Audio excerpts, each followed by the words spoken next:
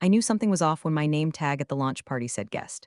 Not lead systems architect, not director of infrastructure, just guest, printed in Comic Sans like a passive-aggressive slap. I'd built the damn backbone of this product.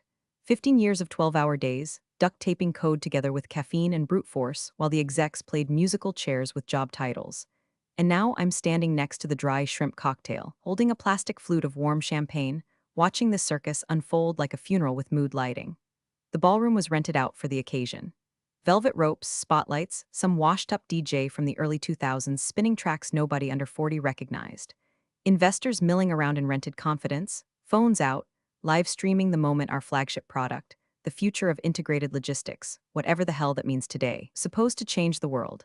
And then came Greg, VP of Product. Hair too perfect, smile too white, always smelled like bark-scented cologne and vague threats. Greg took the stage like he thought he was hosting the Oscars. Big grin, mic in hand, doing the whole "we couldn't have done it without all of you" dance. I clapped out of instinct or muscle memory or sheer social pressure. And then he turned. I also want to share one more update. Exciting shift as we streamline operations. We've made the strategic decision to part ways with a longtime team member. Let's give a round of applause to Claire Matthews for her many years of service. He fired me on stage into a microphone like it was a toast. The clapping started, scattered awkward, like nobody knew what to do, a few gasps, some confused murmurs. I think I heard someone whisper, "Wait, what?" near the mimosa bar. I just stood there, didn't cry, didn't run, just smiled like someone watching their house burn down while sipping sweet tea. I caught Greg's eye, he looked away. My palms were slick with sweat, not because I was surprised, no, I'd smelled this coming weeks ago. Missed meetings, cold shoulders, someone forgetting to invite me to the pre-launch briefings. My badge access had been glitchy for 2 days straight, but still. Publicly, at the party, in front of the people I trained, it wasn't just a firing. It was a message. You're obsolete, and we can afford to lose you. I excused myself quietly, didn't even finish the champagne. Slid the flute onto a tray some intern was awkwardly carrying like a butler in a fever dream. Walked past the fake step and repeat banner with the company logo. Past the stupid Vision 2030 slide looping on the massive screen. Past Greg's LinkedIn photographer, who didn't even pause to notice the ghost walking through the glitter. I drove home in silence. Radio off, phone buzzing with "Are you okay?" Messages from coworkers too scared to speak up in person. The rage hit me in waves, not hot and loud, but quiet, glacial. The kind of rage that settles behind your ribs like concrete. I wasn't crying. I was calculating. See, what Greg didn't know, what none of them had thought to remember, was a little thing buried in the company's legal archives. During the last restructuring phase, legal had asked me to do something unusual. The patent filing system was backlogged, and we were rushing a feature set to meet compliance deadlines. So they had me register the provisional patents and the entire back-end infrastructure under my name as a temporary IP custodian. A legal placeholder, they said, just for a few weeks, until the official filing team caught up. That was 3.5 years ago. Nobody ever followed up. Nobody transferred them back. I searched my inbox that night. The email chain was still there, dates, timestamps, signatures, legal, CTO, me, subject line, temporary IP filing custodianship urgent request. I opened the attached PDF. My name, clear as day, listed as the sole filer and owner of every patent, every system schema, every core logic design we'd built for the last 4 years. It had just sat there, dormant, while I quietly kept the company from collapsing under the weight of its own ego. And now they'd booted me to save 200 grand. I closed the laptop slowly. Not like a slam, but like sealing a tomb. The worst part? I hadn't even meant to do it. It wasn't some power play, some secret ace up my sleeve. It was just sloppy paperwork and corporate short-term thinking. They thought they could gut the engine and still drive the car. I had no idea I was the engine. I turned my phone face down, let the messages pile up. Greg could have his party. He could preen for the investors, spin it as trimming the fat, but I knew the truth, and soon, very soon, so would he. By the time I got home that night, HR had already emailed me the offboarding packet like I was some intern whose summer internship got cut short. Subject line, next steps for transition. No thank you, no call. No explanation beyond the corporate default setting of budget realignment in service of strategic efficiency. I could practically smell the burnt toast of the PR team's brain trying to spin this in real time. Next morning, I woke up to find my company laptop deactivated and my badge revoked. Couldn't even enter the building to pack up the plant I'd kept alive for 6 years. One of those sad-looking pothos vines I used to joke was the only green thing in our department. When I pinged facilities about retrieving my stuff, they told me they'd box it up and ship it. I asked them to make sure they didn't fold the framed photo of my dad. No reply. Just silence, the kind companies confuse with professionalism. Coworkers started dropping off like flies with guilt. No eye contact if they passed me in the hallway when I came by later that week to sign a physical form. The brave ones slid into my DMs with the usual, "I'm so sorry, Claire. This is bullshit. I didn't know they were gonna do it like that." One even said, "I thought it was a joke until I saw your Slack icon go gray." Yeah, real heartwarming. But Greg was having a moment. By noon the day after the launch party, he'd already updated his LinkedIn. New headshot, teeth bright enough to signal planes, captioned with a status that read, "Proud to lead a leaner, sharper team into the next evolution of tech innovation. Sometimes tough decisions pave the way for greatness." 200 likes. A dozen comments from other middle management gargoyles clapping like seals. Tough calls make strong leaders. Trimming the fat is never easy, but always necessary. Fat, huh? That's what 15 years of holding the back end together gets you. One line in a VP's self-congratulatory eulogy to his own career climb. I screenshotted it, not because I needed proof, but because I knew there'd come a day when he'd delete it, and I wanted to remember the exact moment he danced on what he thought was my grave. Meanwhile, back at the ranch, the system started coughing. I still had access to a few of the admin tools on my personal device. Old integrations I'd helped build before the company started forcing two-factor everything through proprietary devices. Not to sabotage, not to spy, just to watch. I'd written those systems. I knew how they'd breathe when the servers were humming, and how they'd wheeze when someone without proper clearance tried to jerry-rig a deployment. I watched the first deployment post-launch stall out within 12 hours. Logs showed dead calls, unresolved DNS entries, missing API chain that no one had thought to document because, surprise, I was the one who designed it and managed the repo. All those years, they treated documentation like a chore, not a necessity. I tried. God knows I tried to get them to implement a proper version control protocol with detailed ownership records. But that kind of work never made it into sprint meetings. Greg called it invisible labor. Guess what happens when you fire the person doing the invisible labor? The cracks were already forming. The product roadmap was built on sand and the tide had just rolled in. I spent the next few days in my home office, lit by that sad little IKEA desk lamp and a growing stack of receipts, emails, call logs, timestamps, my original custodianship forms, all carefully labeled, backed up, and printed out for safekeeping. I wasn't planning revenge. Not yet, but I was building my lifeboat piece by piece. You don't scream when the ship hits the iceberg. You find the exit, you take the oar, and you wait for the captain to realize the boat's sinking because he fired the only one who knew how to steer. By day 6, I could smell the desperation through my inbox. The messages started subtle. A product manager I barely knew pinged me on my personal Gmail. Very casual, very breezy. "Hey Claire, hope you're doing well. Quick question, do you remember where we stored the legacy sync script for the inventory API? The one tied to the export functions from the old schema? Can't seem to find it lol." Lol, I didn't respond. Next came a Slack message from Mark in engineering. Mark, who hadn't looked me in the eye since the party, now pretending like we were old war buddies. "Hey, weird queue. Do you remember if the image processing queue had a separate cron job or if it was bundled in the deployment pipeline? Asking for traceability. Asking for traceability. That's code for we're screwed and nobody knows why." What they were realizing slowly, then all at once, was that the glue was gone, that I had been the glue, and nobody bothered to write down what I held in my head. See, I didn't hoard information. I tried, really tried, to train people, to hand off pieces, to set up redundancies. But I was always met with the same thing: "You're the best at this, Claire. Can you just take care of it?" I was the net, the failsafe, the one who made sure the system didn't detonate every Friday at 4:58 p.m. So when they cut me loose and assumed the machine would keep running, that was arrogance. That was Greg. He doubled down at the weekly sync. My old team told me. Screenshots floated into my inbox from allies who hadn't jumped ship yet. Greg told them, "There's no cause for panic. We're just cleaning up some documentation debt. Claire's stuff was valuable but not irreplaceable. Let's stay focused. We'll fix it in post." Fix it in post. Like the entire backend of a live logistics platform could be slapped together like a TikTok dance montage. The man had no idea what he was even launching. Just buzzwords and blind optimism taped together with someone else's code, and that someone else no longer worked there. Meanwhile, chaos blossomed like mold under a leaky sink. Deployments froze mid-process because dependency trees were incomplete.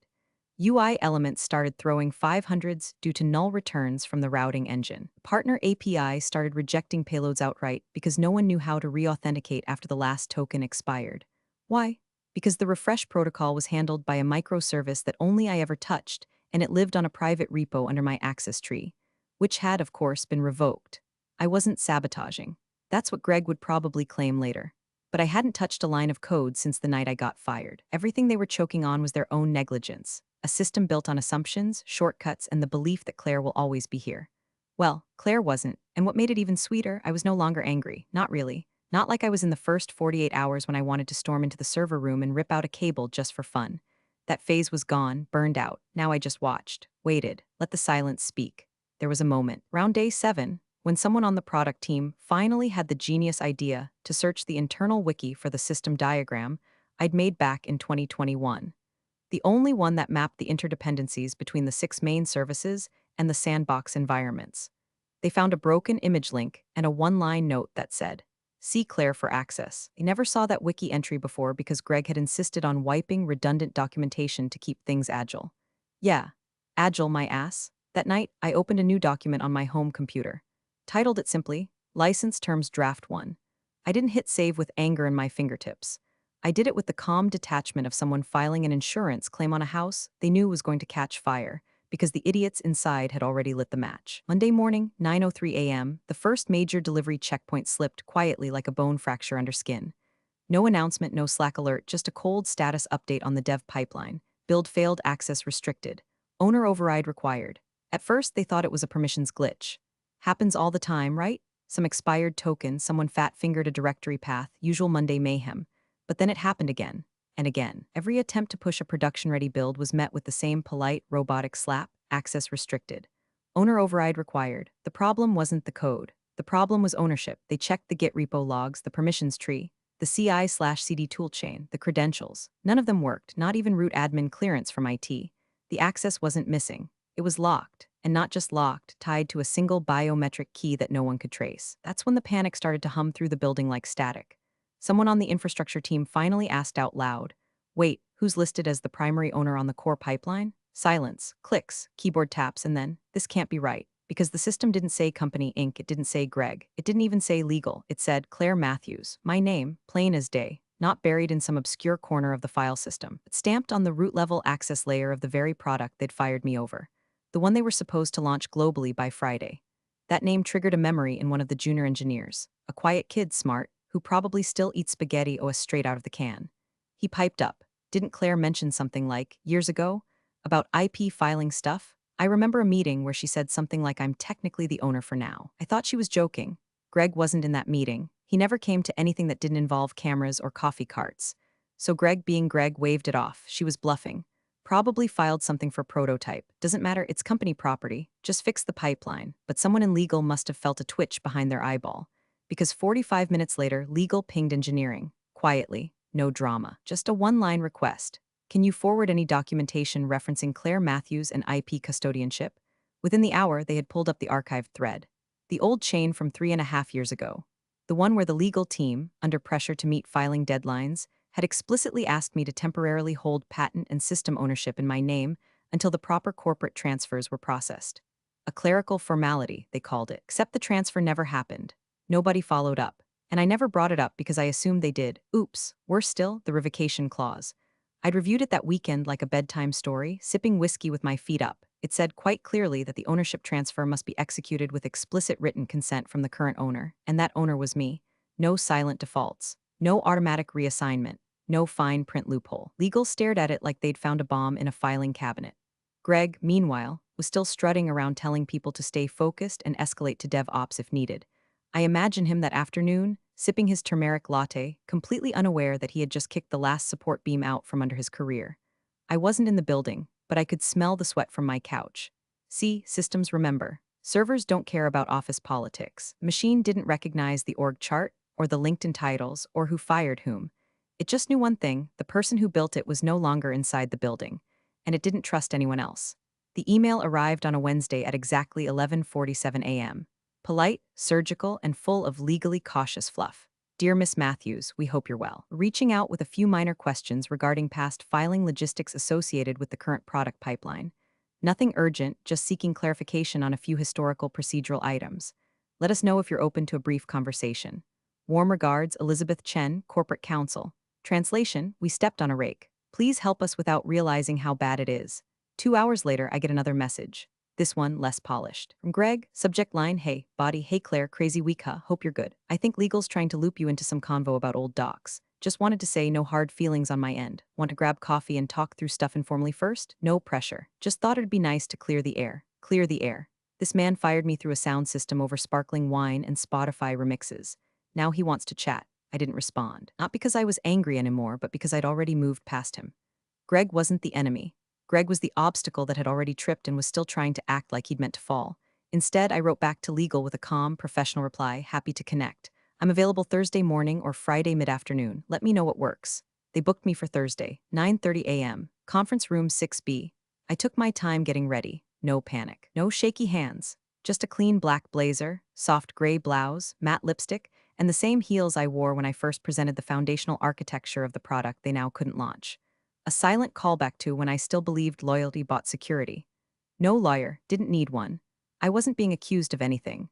They were just hoping I'd volunteer to unchain their sinking ship before the board noticed the water line creeping up the windows. When I walked into the lobby, reception gave me a weird look, part confusion, part fear, like they'd seen a ghost that remembered their Wi-Fi password. I signed in without saying a word. Legal met me at the elevator, two of them. One junior associate holding a tablet like a shield, and Elizabeth Chen, sharp suit, polite smile, eyes tired in that I've been reading bad news for 6 days straight kind of way. She gestured to the conference room. Thanks for making the time, Claire. I smiled and said, of course, calm. Even, Greg wasn't there yet. They offered me water. I declined. Opened my notebook, blank pages. I didn't bring documents. I didn't need to. At 9:42, the door opened. Greg breezed in like he wasn't 10 minutes late. Dressed business casual, tie-less, fake relaxed. Eyes darted when he saw me. That perfect VP smirk tried to lift until he noticed I wasn't smiling back. He mumbled a half-hearted, "Hey, Claire." I nodded once. Nothing more. Elizabeth cleared her throat. We just wanted to walk through some legacy paperwork, particularly around the provisional IP filings from late 2020 through Q2 of 2021.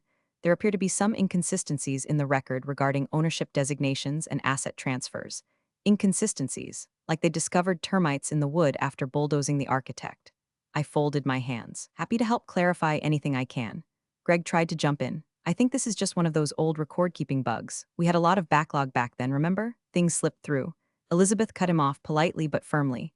Actually, this appears to have been a formally acknowledged custodianship, executed at the request of corporate counsel. She pulled a folder from her briefcase, thick, labeled, my signature visible through the transparent sleeve. Greg squinted. What's that? Elizabeth laid it flat on the table. This is the original IP assignment agreement from March 2021. It names Claire Matthews as the sole filing custodian for all provisional patents, source code submissions, and system architecture documentation filed under Project Kestrel. Greg blinked. Wait, that can't be right. That was a temporary measure. Elizabeth tapped the page. Per the revocation clause on page 6, the transfer of ownership requires a formal signed reassignment. We can't find one. Greg looked at me, suddenly paler. This is a joke, right? I said nothing. Because no, Greg, it wasn't. And this time the mic was all mine. The room was quiet, so quiet, I could hear the HVAC groaning in the ceiling, the low buzz of fluorescent lights doing their slow decay into corporate migraine hell. A half-full carafe of coffee sat untouched near the wall, steaming into oblivion. Legal was already there when I arrived. Elizabeth Chen, her expression drawn tight like a bedsheet over a body, and the junior associate, eyes flicking between tabs on his tablet like a human paper shredder. I sat across from them and placed my notebook on the table. Still blank, still didn't need it. The chair to my right sat empty, Greg's spot. Typical. He was never on time for anything that didn't involve a ribbon cutting or a photographer. 10 minutes passed. Elizabeth kept checking the wall clock like she was doing the math on whether to start without him. I just waited. And then the door cracked open. Greg strutted in like a man still pretending he had control. No laptop, no notepad. Just that stupid "I've got this under control" swagger he probably practiced in his bathroom mirror. Shirt untucked beneath a blazer, no tie, tan loafers that looked like they'd been selected by someone who thought irony was a personality. He smiled wide, like we were old college buddies catching up over brunch. "Sorry I'm late," he said, then dropped into the chair beside me. He gave a soft chuckle. "Hope we're not making this a bigger deal than it needs to be." Nobody laughed. Elizabeth didn't look up. She just pulled the manila folder from her briefcase like it was a loaded weapon. "I'd like to begin by reviewing some documentation related to the product IP and custodianship." She slid the folder toward him. Her voice was neutral, professional, but clipped. "This is the original assignment agreement you signed off on in 2021, delegating full filing rights to Claire Matthews under the Accelerated IP Intake Program." Greg furrowed his brow, leaned forward, and flipped it open like he was expecting a napkin doodle, not a contract that would crater his job. He scanned the front page, then the second. His eyes slowed by page 3. Page 4 stopped them completely. And here, Elizabeth continued, tapping a paper with her pen, "is the revocation clause. I already knew it by heart. No transfer of custodianship or ownership shall be valid unless executed in writing and signed by the current legal custodian." Greg blinked like a man trying to decode a foreign language at gunpoint. Okay, but that was just a stopgap. temporary. Legal was supposed to transfer everything back once the filings cleared.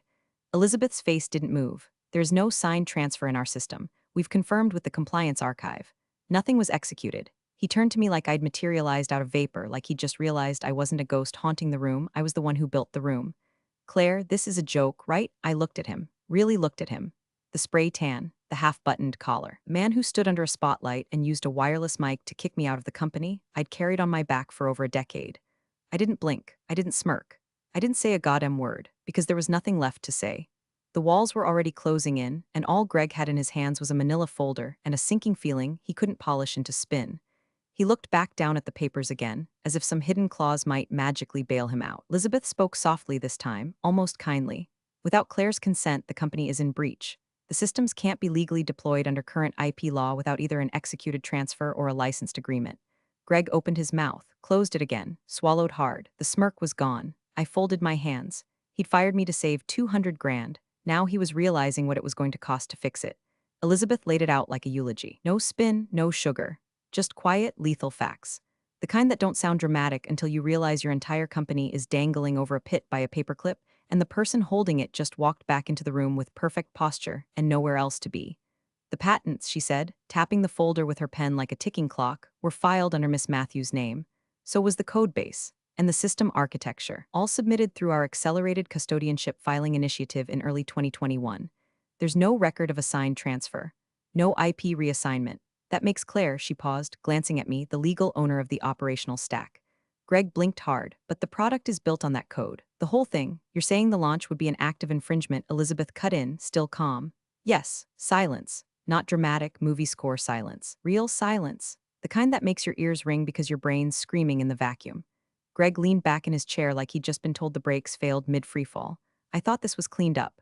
I thought it was a formality, he said, more to himself than to us. We built on top of it. It's all integrated. We've had 5 release cycles, none of which invalidate the ownership, Elizabeth said, unless Claire voluntarily signed it over, which she did not. Greg looked at me now, really looked. His face had gone from corporate tan to corpse gray. And we can't launch? He asked, breath shallow. Elizabeth inhaled carefully, not without securing a retroactive licensing agreement. He slumped forward, elbows on the table, staring at the papers like they might start speaking in tongues. But the investor demo's scheduled for Friday. They're expecting a full walkthrough. If we cancel again, the implication hung in the air like static before a storm. Elizabeth didn't respond. She didn't need to. She just folded her hands and looked at me. That's when it clicked for Greg what this meeting was actually about. It wasn't a courtesy. It wasn't a clarification. This was a goddamn negotiation. Only he wasn't holding any of the cards. His eyes flicked to mine, desperate now, voice cracking under the weight of the truth. Can she just fix it? I held his gaze. I didn't blink, didn't twitch. I wanted him to feel the full gravity of the question leaving his mouth. Because a week ago, Greg had a microphone in his hand and my name in his teeth. Now he was watching his entire career swirl toward the drain, and I was the only hand near the lever. I waited a beat. Then, slowly, with zero inflection, I said the only words I would utter in that room. That depends. It hit him like a dropped elevator. His shoulders sagged, fingers trembling just slightly as he reached for the glass of water in front of him and missed it by an inch. Reality wasn't setting in. It had already settled. Now it was just watching him drown. Elizabeth cleared her throat. We'll need to discuss potential licensing terms. Claire, we can send over a draft proposal by end of day. I nodded once, nothing more. Greg didn't say another word. For the first time in his life, he understood what non-negotiable really meant. The first offer came by email. Subject line, excited to collaborate again? Cute. It read like a high school apology letter rewritten by a PR firm. They offered me my old job back, same title, same pay, plus back pay from the date of termination. Tossed in a $15K re-engagement bonus, like I was a freelance wedding singer they ghosted and suddenly needed again.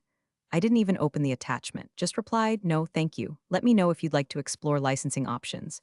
12 hours later, the second offer arrived, this one more nervous. A 6-month consulting contract at $200/hour. Flexible terms.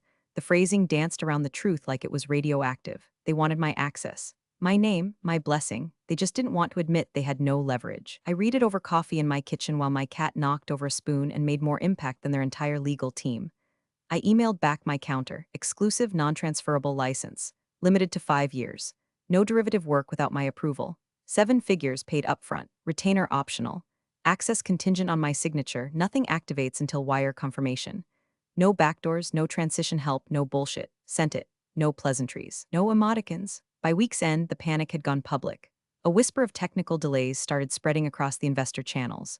The press release announcing our launch had been quietly pulled from the homepage. I checked the stock tracker out of morbid curiosity. They weren't in freefall, but they weren't floating either. The graph dipped just enough to spook the board. When you're propped up by promises and seed rounds, momentum is currency. Greg had just lit theirs on fire. Then came the whispers. One former coworker texted me, hearing Greg's off the project. They pulled his access to the investor deck. Another message, someone said he's on sabbatical. Nobody's seen him since Wednesday. By Friday, someone forwarded me the internal memo. No fanfare. Just a dry paragraph buried between an HR webinar and a reminder to reset passwords, effective immediately. VP of Product Greg Havorson will be transitioning out of his role. Interim oversight will be provided by the Chief Technology Officer. No thank you, no tribute, no we appreciate his service. Just a footnote in a newsletter no one reads. I didn't gloat, I didn't send a message, I didn't even save the memo. It wasn't about revenge, not anymore. That part of me burned out the moment I saw him ask, can she just fix it? Like I was a janitor holding a mop, not the architect holding the deed. Now it was just paperwork, quiet surgical justice. A signature in my inbox instead of a scream in the parking lot. When legal finally called to accept my terms, Elizabeth sounded exhausted, like someone who'd spent a week trying to staple smoke to a wall. We're ready to move forward on your proposal, Claire. I'll send the final licensing draft shortly. I said, great, I'll review it this weekend. She paused. You're not in a hurry? No, I said, watching the sun hit my coffee just right. I'm not the one who needs this to ship. She didn't reply, didn't have to. Sometimes closure doesn't come with fireworks. It comes with silence and the knowledge that someone's entire ladder was built on your name, and you just took the bottom rung with you. The conference room was colder than I remembered. Same skyline view, same overpriced coffee, same long mahogany table polished to a soulless sheen. But this time, the nameplate in front of me didn't say Director of Systems. It said Claire Matthews, Principal Halcyon Code Advisory. The title wasn't flashy, didn't need to be. I wasn't here as an employee. I was here as a vendor, with the kind of leverage you only get once if you're lucky, and you hold it with both hands. Elizabeth from Legal did the honors. She opened the meeting with the standard legalese, but her voice carried a new weight, like she wanted to make damn sure no one missed the part where I was now the sole license holder of the core intellectual property stack underlying the company's logistics platform. Greg's old seat was empty. Rumor had it he was transitioning to opportunities outside the company. Translation: shoved out a side door and told to smile for the farewell Slack message. The man who once fired me through a Bluetooth microphone at a catered launch party hadn't even been invited to the meeting that would decide the future of the very product he'd claimed credit for. I clicked the remote. Slide deck illuminated behind me. Let's begin, I said. The first slide was titled, Platform Roadmap Revised Deployment Timeline, my logo in the corner, my terms in the footer. I walked them through the adjusted launch phases, highlighting new access protocols, phased licensing checkpoints, and quarterly audits I would personally oversee. My terms, my rules. The CTO nodded grimly. The head of partnerships asked a few cautious questions, which I answered with smooth, rehearsed confidence. I wasn't there to beg, I was there to dictate. One of the older board members, a guy whose name I never learned because he only showed up for IPO conversations, raised his glass of Pellegrino toward me midway through the Q&A. To keeping the smart ones happy next time, he said, with a smirk that tasted like too late wisdom. A few chuckles echoed around the table, nervous mostly. No one wanted to be next in the crosshairs of their own oversight. The meeting wrapped fast after that. Once the vote to ratify the licensing agreement passed, unanimously, most of them filtered out with their heads down, murmuring thanks again. Claire, like I was the surgeon who saved the patient they forgot was bleeding. As I packed up my laptop, the CTO, who used to sit 2 floors above me and couldn't remember my name at company parties, paused beside me. You really built all that yourself? He asked, gesturing vaguely toward the projection. I met his eyes. No, I built it for them. Then they built a noose with it. He flinched slightly, nodded once, and left. I took my time walking out. No need to rush. No one would dare tell me I didn't belong in that room now. At the elevator, I caught my reflection in the glass, taller somehow, or maybe just unburdened. Behind me, the boardroom door clicked shut like a book finally closed. And in the silence of the ride down, I heard it again in my own voice, quiet, certain, absolute. I cost $200K to fire. 7 figures to forget it. Big thanks for watching, you sneaky seniors. Subscribe to keep the coffee pot brewing revenge. Your ex-colleagues won't know what hit 'em.